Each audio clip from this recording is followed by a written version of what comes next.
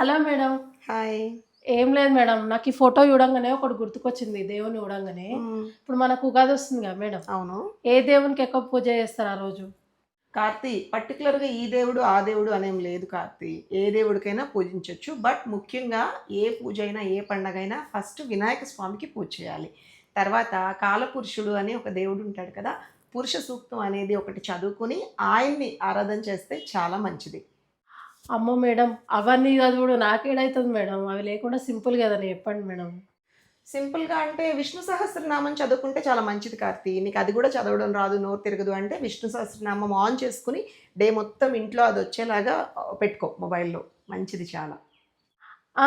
అదే ఇప్పుడు ఇదైతే క్లారిటీ అయిపోయింది మేడం. ఇంకొకటి అడుగుతా మేడం. హ్మ్. దేవునికి పచ్చడ ఏ టైంలో ఎక్కిచ్చి ఏ టైంలో తినాలి మేడం?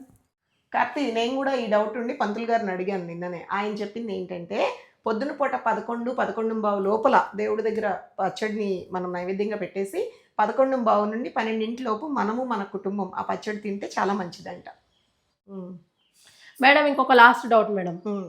ఉగాది రోజు ఏ గుడికెళ్తే మంచిది? కార్తీ నేను నా చిన్నప్పటి నుంచి ఫాలో అయ్యేదైతే శివాలయ దర్శనం చాలా మంచిదని చెప్తారు ఉగాది రోజు.